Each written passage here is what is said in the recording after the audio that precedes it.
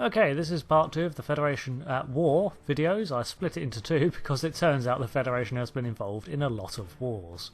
So, in the first part we covered the Earth-Romulan War, the foundation of the Federation, the neutral zone incursions in Balance of Terror, and the beginnings of the Klingon Cold War. So if you want to see those parts, they're in the first video linked here. So without further hesitation, let's continue with part 2. Thanks for watching.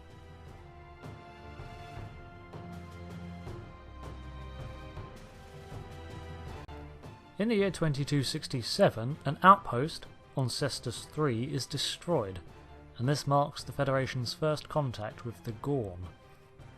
A year later, in 2268, a brief exchange of technology occurs between the Romulans and the Klingons.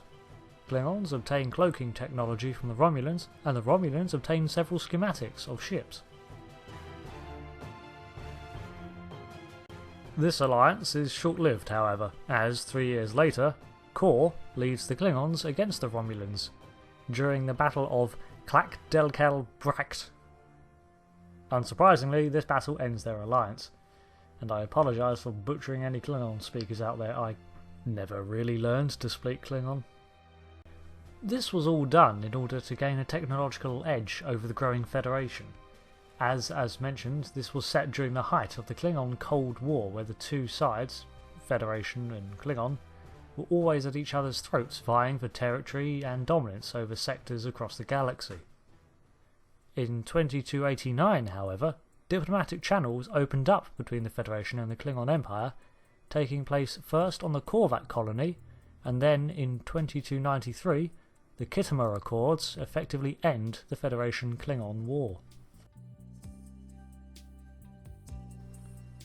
An era of peace is upon the Federation.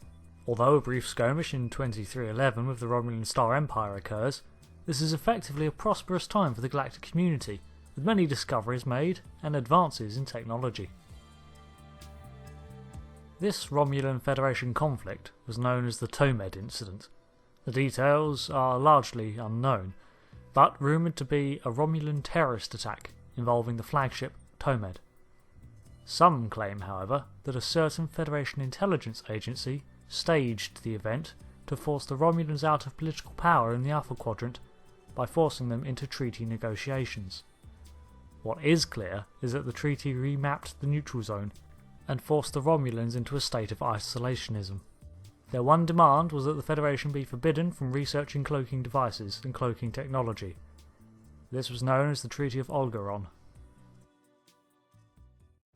In 2344, however, the Romulans attacked the Klingon outpost of Narendra III. The USS Enterprise C is destroyed, defending the Klingons from the aggressors, which in turn impresses the Empire enough to effectively reinforce Klingon Federation relations, ensuring a continued peace. In 2347, another war begins. The Federation-Cardassian War, also known as the Border Wars. From what we know, this began due to border disputes and colony rights with the Cardassians. The USS Stargazer saw conflict in this war under the command of Picard, and much of the conflict was centred in the space sector that would later become known as the Demilitarized Zone. 2362. A bloody massacre on Setlik III is regarded as one of the most heinous acts of the Federation-Cardassian War. The USS Rutledge responded to the colony distress call, whose crew includes Miles O'Brien and Captain Benjamin Maxwell. During this war, however, another notable event occurred in 2357. The Federation colony on Galen IV and several other colony planets are attacked by the Talarian, who deployed guerrilla tactics against the technologically superior Federation.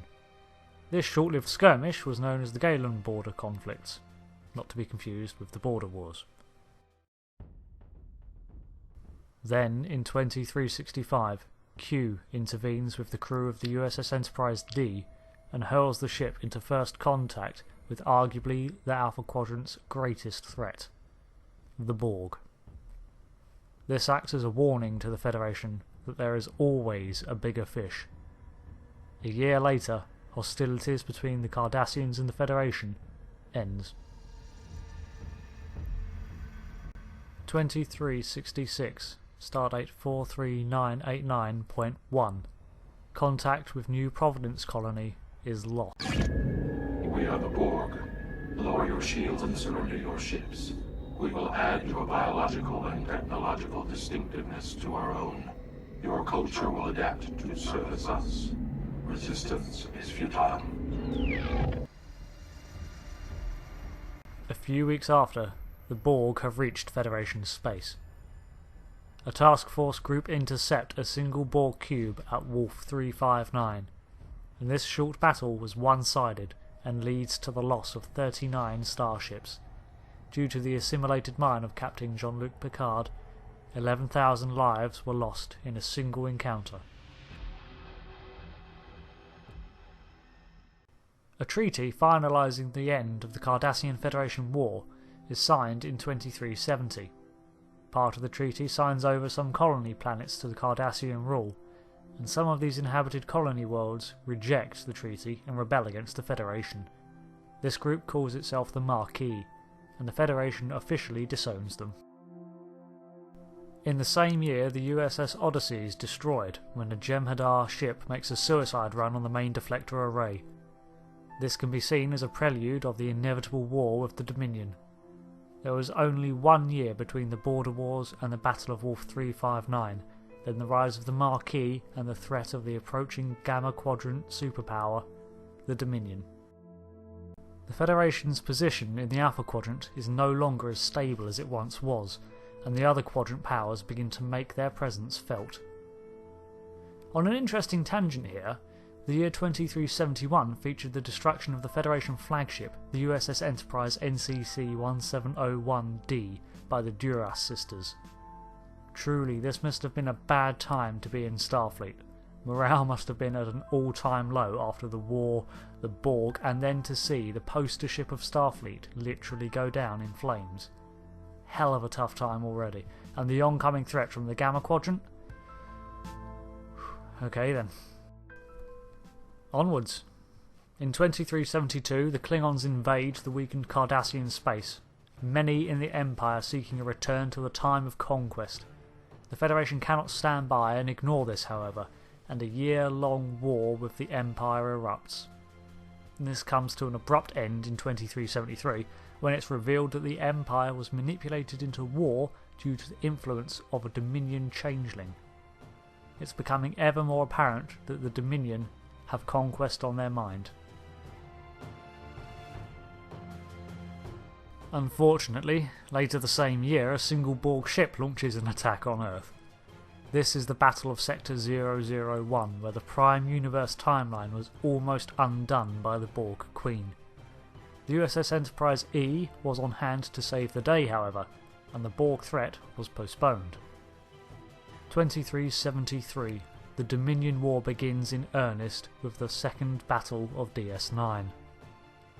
The Dominion War is too long to go into accurate detail here, and it's practically deserving of its own video to cover all of the aspects of the conflict. However, it is regarded as the biggest conflict in Federation history and included almost every political power in the Alpha Quadrant. The major factions boiled down to the Federation Alliance versus the Dominion Breen Alliance. The Federation Alliance was comprised of the United Federation of Planets, the recently changeling-free Klingon Empire, and the remains of the Romulan Star Empire, which had been devastated in its own war against the Dominion. The Dominion Alliance consisted mostly of the Jem'Hadar soldiers, but also the Cardassians, and later on in the war, the Breen. A weakened Cardassia had negotiated its way into the Dominion Union and was effectively militarised by the Gamma Quadrant superpower and used as the first line of attack rather than risk the Dominion's own ships and lives. Understandably, this leads to dissent in the Cardassian Union, and in 2375, the Liberation Front aids the Federation Alliance in ending the Dominion War. The Treaty of Bajor marked an end to the conflict and was signed at Deep Space Nine. And although not a war, in 2379, Praetor Shinzon of Remus lures the Federation into a forced peace talk and attempts to launch an attack on the Federation with the Thalaron-powered ship the Scimitar. It is destroyed by Lieutenant Commander Data, seemingly at the cost of his own life. Ironically, the initial coup Shinzon led on the Romulan Senate and the false olive branch he extended to the Federation laid the foundation for genuine diplomatic relations between the UFoP and the Romulan Star Empire, Starfleet's first and oldest adversary. This is where the official canon ends. There are many books, video games, and of course Star Trek Online, the massive MMO. All of these continue to explore what happens to the Federation and the continuing story after the events of the return of Voyager and the events of Star Trek Nemesis. But, like I say, these technically aren't 100% canon, so I'm not including them in this video. But I hope you enjoyed it. It's a bit of a long one and I had to break into 2 parts, but I had fun researching it. And a lot of the wars could have been examined in closer detail, and I could probably do an entire video on each one.